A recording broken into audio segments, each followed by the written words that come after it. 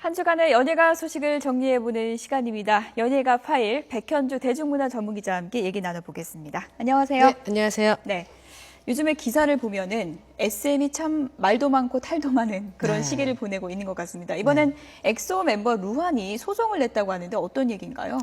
아마 5개월 전에 또 크리스란 멤버가 전속 계약에 대해서 효력 부존재다 그래서 소송을 냈던 적이 있었는데 이번에 또 중국인 멤버입니다. 루한이라는 굉장히 이쁜 멤버인데 이번에 또다시 이제 SM과의 전속은 무효다. 예. 이러면서 소송을 낸 건데요. 사실은 조금 그 보통 증권가 정보지라고 그러잖아요. 예. 그곳에서 좀 소문이 회자가 됐던 터라 놀랍지는 않았었어요. 근데 그 증권가 정보지에서 나왔던 게 실명은 아니었지만 예. 저희가 들었던 다른 곳에서 들었던 그런 내용과 일치하는 부분이 많았기 때문에 루한이 결국은 이제 나가겠다는 뜻을 밝혔구나. 왜냐하면 9월 말에도 콘서트 할 때 건강상의 문제로 참석하지 않았고요.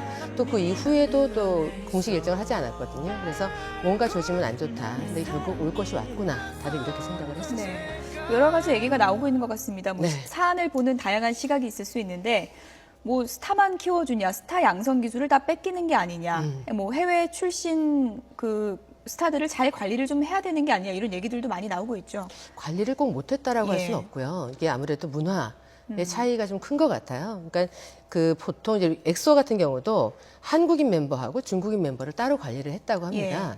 루한이 주장한 거로는 양쪽 주장을 들어봐야 되니까요. 루한이 주장하기로는 계약 초기부터 그 한국인 멤버들에 비해서 중국인 멤버들은 사생활 제약도 좀 심했었고 활동을 하지 않으면은 경제적인 지원도 일어나지 않았었고 또 나의 비중이 높은 데 반해서 예. 그 멤버들 대비 한 사람, 그러니까 n분의 1로 나누잖아요. 수익 정산도 뭔가 불투명했다 이렇게 주장을 했습니다. 하지만 SM 측에서는 그 전에 이제 슈퍼주니어의 한계영도 겪었었고 크리스도 겪었잖아요.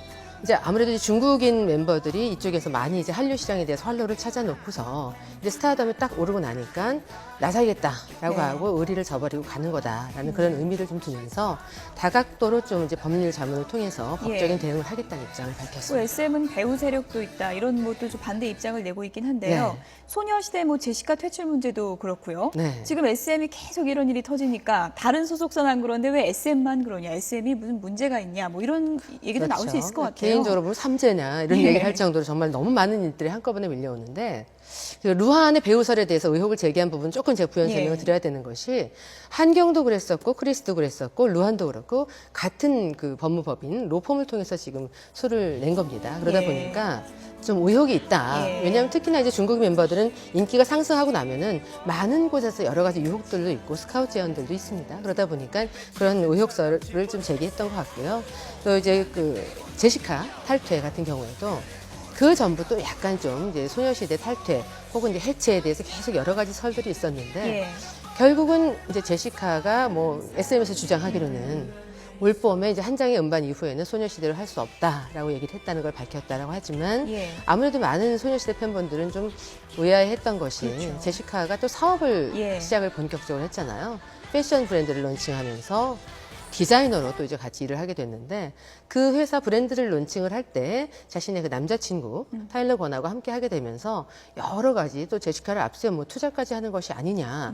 하지만 여기에 대해서 또 타일러 권은 제시카를 앞세운 제2, 제3의 투자는 이루어질 계획이 없다라는 또 공식 입장을 밝혔는데 아무튼 거기 이수만 회장의 부인이 또 최근에 소장암으로 세상을 떠났지 않습니까? 그래서 SM을 바라보는 주변의 연예계의 시각은 굉장히 불안하기도 하면서도 좀 SM은 상징적인 의미가 있잖아요. 한류 시장에서, 특히 K-팝 시장에서요. 그렇기 때문에 좀 이 위기를 잘 극복해서 건재하게 나가주길 바라는 마음이 더 큽니다. 네.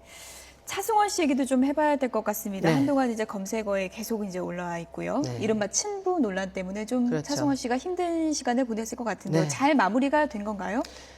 결론적으로 말하면 친부라는 분이 소송을 취하했습니다. 그러니까 무슨 친부 논란이냐. 지금 오늘 뭐 연일 계속 나오긴 했지만 오늘 처음 듣는 분들도 있으실 것 같아서 제가 조금 부연 설명을 드리면 차승원 씨에게 딸과 아들이 있지 않습니까? 근데 그 아들, 그 찬호아 군이 사실은 자신의 아들이다라고 주장을 하면서 차승원 씨하고 부인 이수진 씨가 마치 차승원 씨의 아들인 것처럼 세상에 막 널리 알렸다. 심지어 99년에 냈던 그 에세이, 이수진 씨의 에세이에서는 차승원 씨가 친부인 것처럼 묘사된 부분이 있어서 2014년에 와서야 굉장히 마음이 불쾌해서 거짓말 때문에 명예훼손으로 1억 원을 난 소송을 냈다.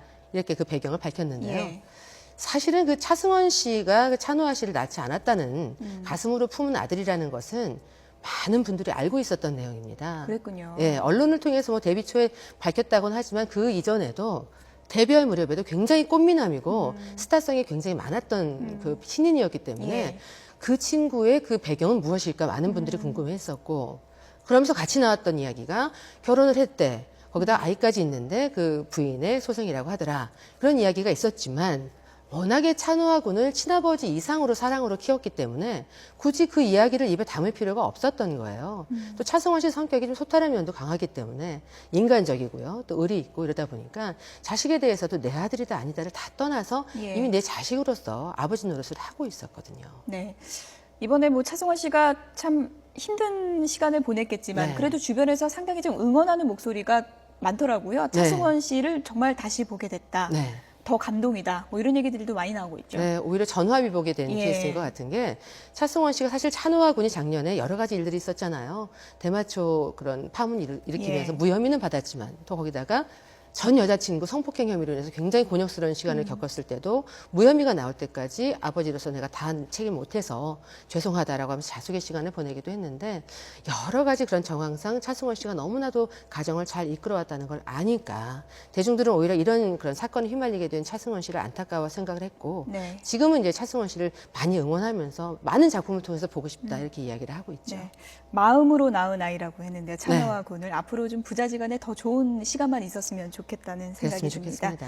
이미숙 씨가 어떻게 보면 참 끊임없이 사건 사고에 좀 휘말리는 것 같아요. 이번에는 그게 뭐 말이에요. 압류 딱지가 붙었다 이런 네. 얘기가 있더라고요. 이게 드라마 무슨 얘기인가요? 아이언맨에서 지금 맹활약하고 예. 있는 이미숙 씨 드라마 소식이 아니라 또다시 이제 소송 관련된 이야기인데요.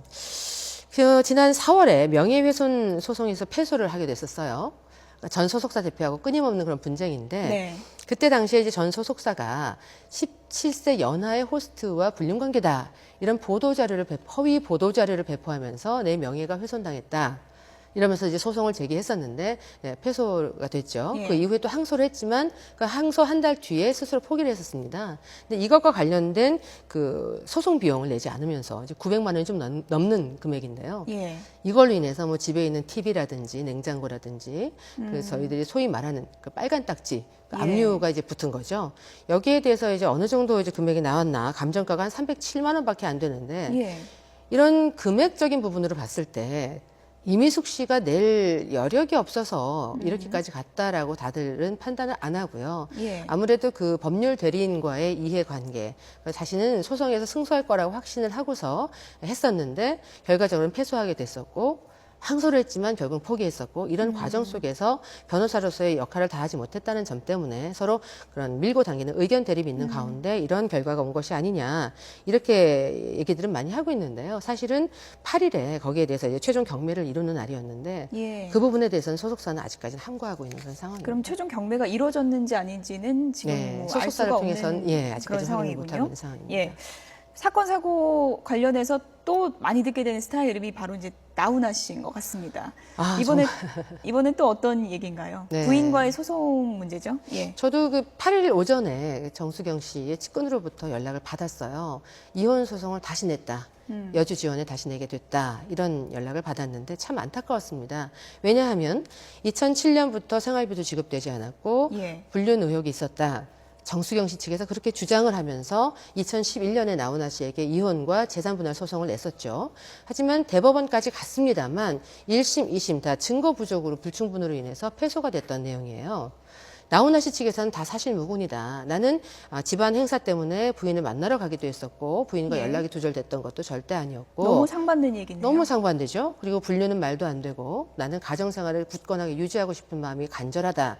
이러면서 그것이 받아들여졌고 대법원에서는 정수경 씨가 패소를 하게 됐던 건데 정수경 씨는 그 이후에 혼인 유지를 하고 있었잖아요.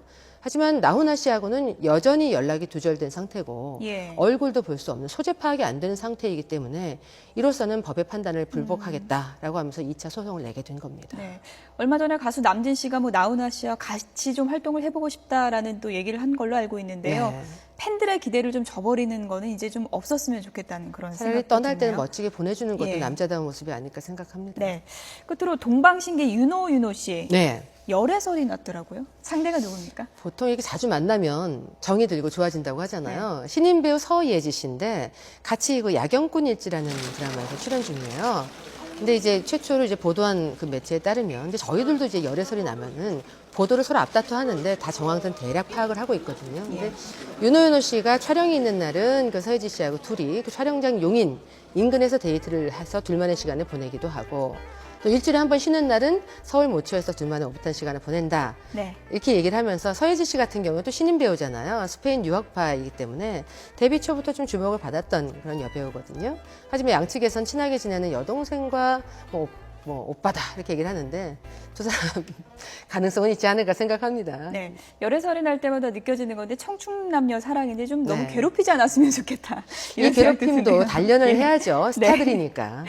네, 사건 사고 얘기했지만 끝에는 이제 훈훈한 열애설로 좀 마무리를 항상 저희는 해봤습니다. 그렇게. 네, 백현주 대중문화 전문기자였습니다. 고맙습니다. 네, 다음 주에 뵙겠습니다.